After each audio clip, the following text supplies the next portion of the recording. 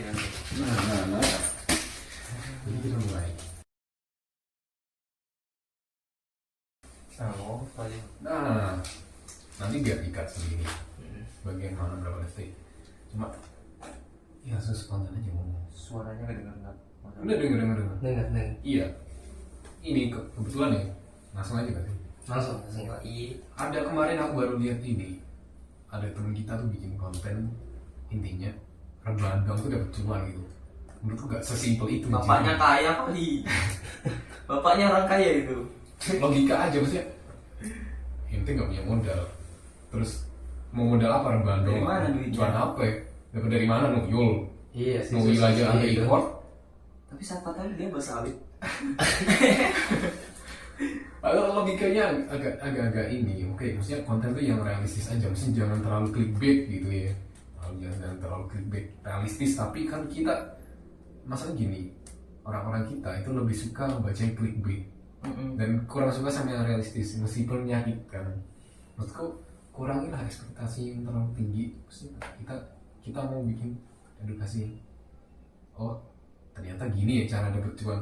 Meskipun itu katanya rebahan, tapi ada usahanya. Misal nih, kayak aku ya, selama bertahun-tahun ya di dunia kripto, aku dibilang ada anak-anak datang nanya, ajarin dong gitu, kripto, main kripto. Biar kripto main gitu. Kita aja modal, kadang kita modal gitu. Segampang itu minta diajarin. Sebenarnya oke gitu. Mereka minta diajarin, aku mau ngajarin aja kalau mereka niat. Cuma kan ada modalnya gitu.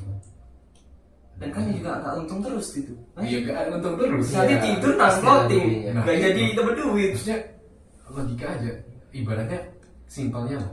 Kita kan dagang juga. Itu kayak sama, ada naik turunnya. Terus minta diajarin, oke aku ajarin. Tapi kan ada modalnya, maksudnya masih ada effort. Aku selama bertahun-tahun di kripto, istilah dapat cuan meskipun rebahan tuh agak kontra. Karena kadang-kadang ngecek foto merah nih, wih anjing merah nih foto. Jadi aku pengen ngomongin ini, konten mereka ini nggak relate. Berarti harusnya mereka harus buat lagi tuh rebahan bisa dibilang. Nah, tulisannya klarifikasi. Klarifikasi kalau mereka rebahan juga duitnya hilang. Tulisan klarifikasi gini, ada klarifikasi di pojoknya ditulis klarifikasi, butuh modal buat dapat cuan sambil rebahan. Nah itu yang benar. Memang rebahan doang dapat cuan dari mana? Nuyul aja butuh. Ternak tuh Yul. Apalagi zaman sekarang kan kalau semisal pengen dapat uang secara gratis dari aplikasi kan susah juga kalau nggak ada modal kan. Bener tuh. Kita kan tahu hukum ekonomi gimana sih. Semakin tinggi modal kita, barulah kita dapat gain yang gede kan. Iya. Ente modal dikit mau dapat ganyak. Emang bank punya kakek ente. Tidur lagi. Ya udah coba tanya. Kalau aku dari gitu kayak gitu. Ngeliat porto kadang-kadang naik turun tuh. Nggak relate. Maksudnya aku punya modal, aku beli gitu, aku simpen gitu. Bertahun-tahun ngalamin kayak gitu. Kayaknya kalau dibilang rebahan doang dapat cuan juga enggak, karena aku juga harus analisa koin yang aku pilih, mau ngeliat proyek-proyek mana yang jelas buat diinvestin gitu kan. Nggak sembarangan, kita juga rugi jadi maksudnya kita invest ke proyek ternyata proyeknya nggak jalan, kita rugi. Mana katanya rebahan dapat cuan, kita juga ada effortnya juga. Tanya aja abang-abang yang main forex gimana, emang sesimpel itu nyari duit kan? Enggak, dari aku aja menjadi trader forex kan harus ikut pelatihan juga. Setiap hari harus analisa sebagai trader. Kita nggak, menurutku ya nggak bisa tidur aja dapat uang. Tapi biasanya kalau semisal dari forex apa dari kripto gitu, itu uang yang dipakai tuh biasanya uang yang dingin, maksudnya uang yang disisihin memang khusus buat itu apa gimana? Apa ya? Nah ini nih salah satu menurutku yang bikin diriku radang ya, denger uang dingin nih. Maksudnya apa ya? nggak ada menurutku istilah uang dingin itu. Bukannya sedinginnya uang, kalau minus juga tetap panas Tetep ya. panas. Iya sih. Tetep panas. Bener. Kita aku loh mesti gini. Ada mesti konten kreator atau influencer ngomong, pakai uang dingin dong itu. Yang maksudnya uang dingin itu kan uang yang nggak kita pakai urgent kan. Iya. Secara cepat kita nggak pakai duit itu. Maksudku anggaplah gini aja, uang yang siap kau hilangin. Siap nggak hilang duitnya? Kalau misalkan proyeknya kenapa-kenapa, Ya. kalau misalnya kita beli mata uang apa, terus tiba-tiba kita rugi, beli koin apa kita rugi, Tapi emang ada orang yang siap uangnya hilang? nggak ada. Kan banyak untung. Makanya Enggak ya. nggak ada uang dingin. Kenapa harus siap untuk duit hilang?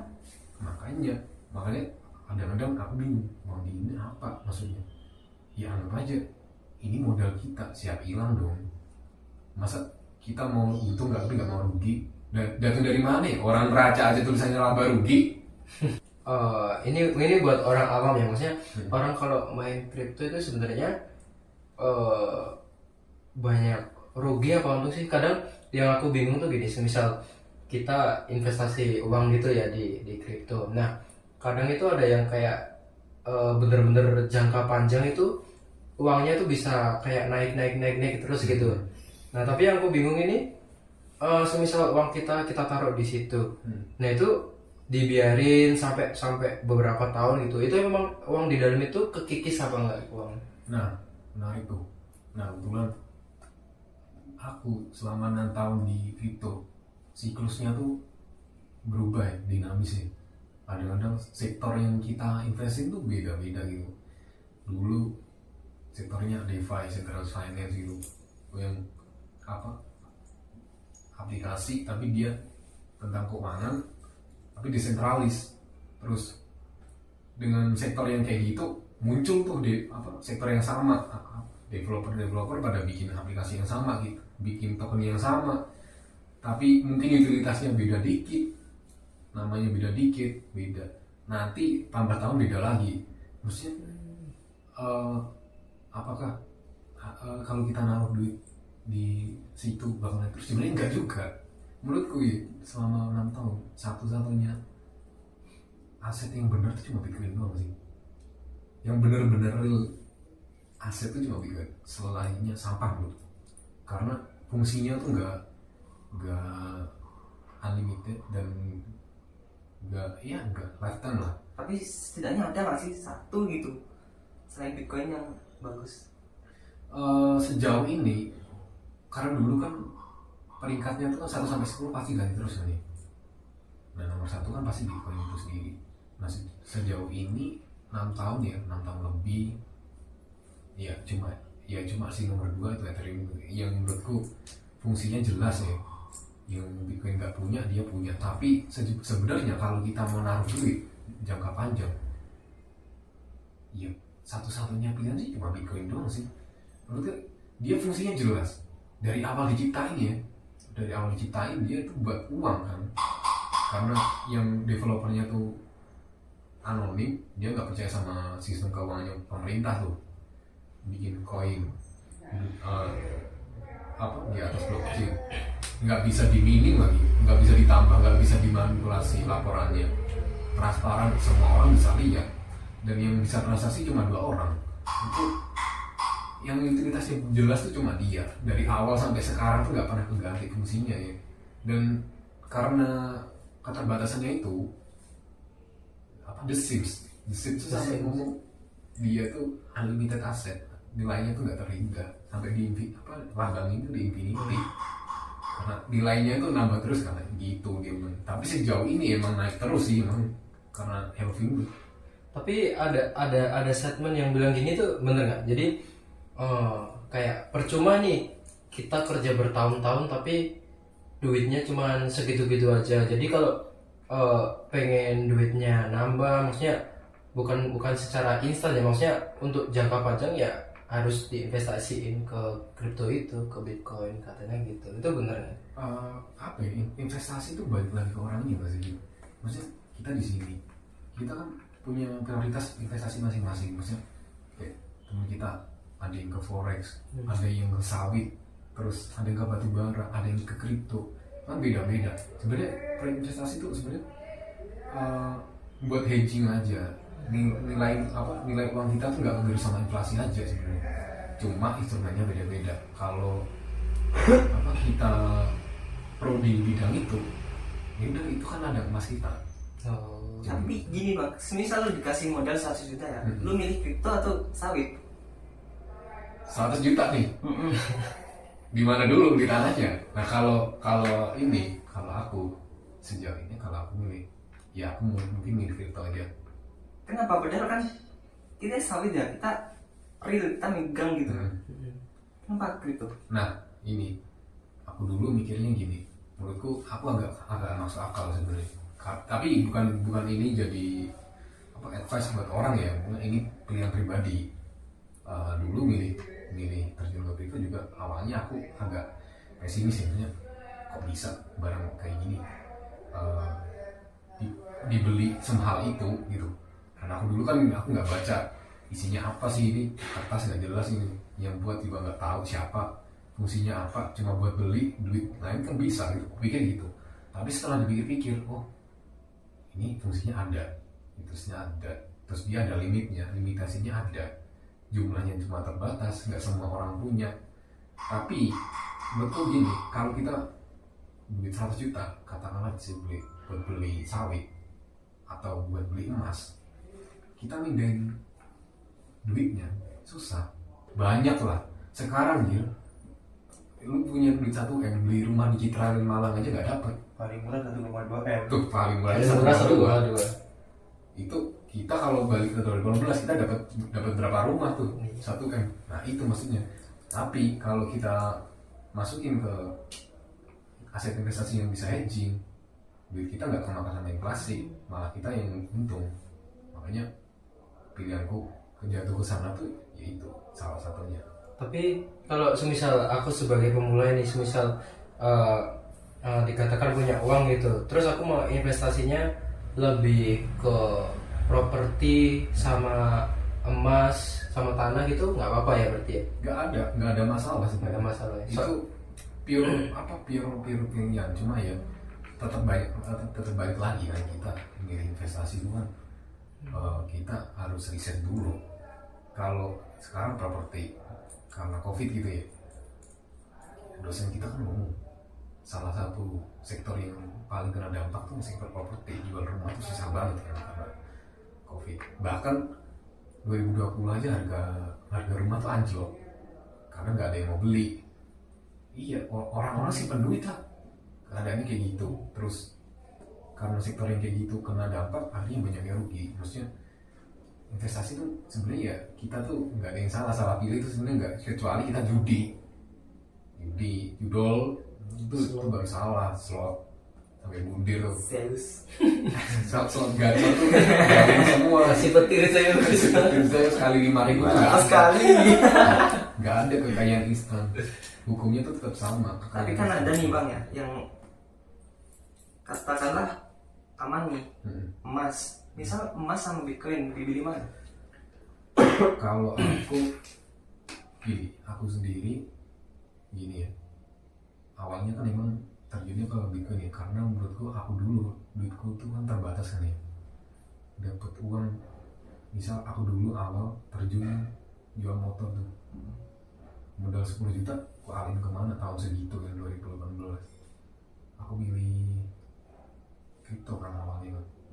Tapi aku tahu, karena maksudnya aku Islam kan, aku tahu kalau emas tuh kan bakal tetap nilainya tuh tetap naik dan bakal jadi mata uang gitu kan. Ini dari sisi agamis aja punya, yang menurutku aku meskipun terjun di kripto yang mana itu sistematis gitu dan kelihatan, tapi aku tetap hasilnya aku pakai buat beli emas sih sebenarnya.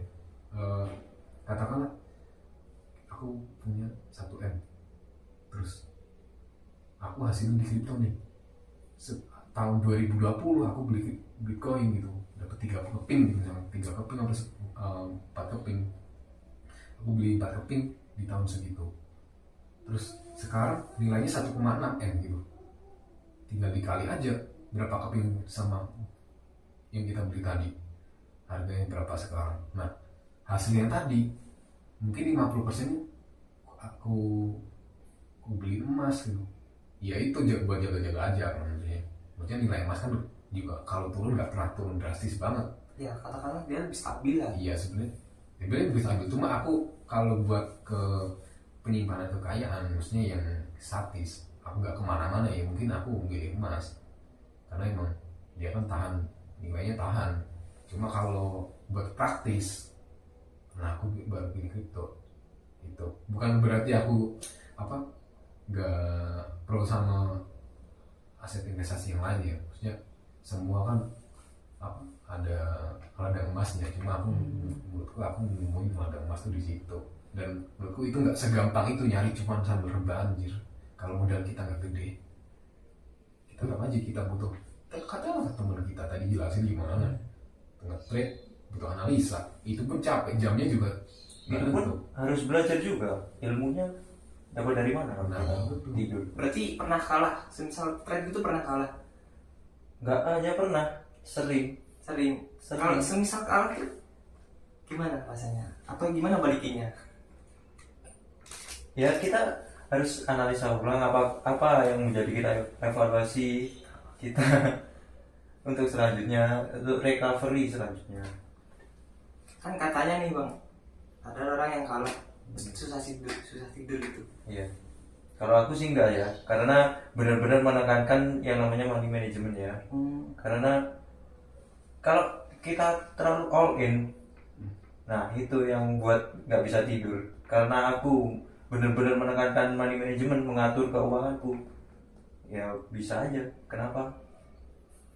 Tuh bener emang maksudnya Bang Ferus ngomong jangan pernah langsung masukin semua aset kita gitu Tapi kan investasi. no risk no Ferrari. Wah, McLaren dulu ada. nope dongeng. Kalau nggak jadi McLaren jadi apa? Kalau mati, Jadi dekat.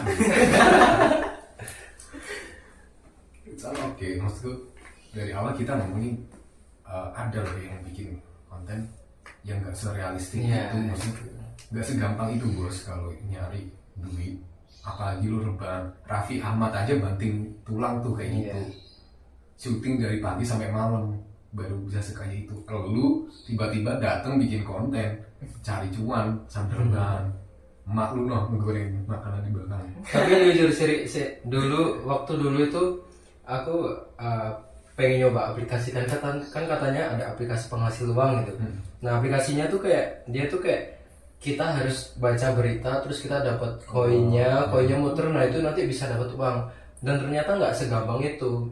Kita bacanya itu harus yang bener-bener effort, meskipun scroll tapi per harinya tuh ada batasannya. Jadi semisal kita sehari dapat berapa koin ya dapatnya bener-bener dikit, bener-bener nggak sampai 500 rupiah gitu, nggak sampai. Susah banget. cuma dapat berapa duit tuh? Iya makanya itu nggak segampang Nggak itu. segampang itu. Iya. Emang yang benar itu. Makanya kalau kita ngomongin hal-hal yang berbau-bauan gini, sebenarnya masyarakat kita tuh tentang literasi keuangan tuh ya kita tahu ya, kita di sini literasi keuangan kita tuh termasuk rendah ya di negara ini, terutama kasusnya kan dari judul yang tinggi banget itu kan sebenarnya udah mencampakkan kalau sebenarnya orang-orang kita itu dalam masalah keuangan itu sebenarnya nggak sepro itu. Dan ya kita tahu kasus bulir, kasus pinjol itu setinggi itu. Binary. Iya, itu kasusnya dari apa ya? Karena pengen kaya instan itu loh. Ya orang mana aja yang bisa kaya instan dari cuma modal ngeslot doang gitu, tidur main slot terus pengen berharap JP kali 5.000 dari Bang Zeus. Kalau ada Timothy nggak mungkin mau bikin akademi. Spesimen bang biasanya. Tapi bang Gitu. Oh, berarti bisa dikatakan kesimpulannya ini nggak bisa segampang itu cari uang dari aplikasi kayak gitu ya. Iya sih, nggak segampang itu. Segampang itu ya. Bahkan yang punya modal pun tetap harus effort gitu. Kita kalau punya uang gede tapi nggak diapa-apain juga nggak nambah, malah kena inflasi. Giliran kita investasi tanpa riset, nggak ada malah rugi. Iya. Makanya Terus jawabannya apa? Ngimpi. Rebahan doang dapat cuan. Kayak gitu mah lo kayak rumah. Lakukan aja, nggak perlu dia Tidur aja. iya. Boleh tuh. Oke, gitu aja mungkin ya Ya, obrolan kita. Mungkin bisa sedikit ngurusin buat temen kita yang bikin konten cuma rebahan dapat cuan gitu. Nggak segampang itu. Ya gitu aja lah dari kita. Terima kasih ya. ya. Silakan sih emang itu. Yo. Yo, thank you. Pertanyaanku kosong semua. Sebut cut.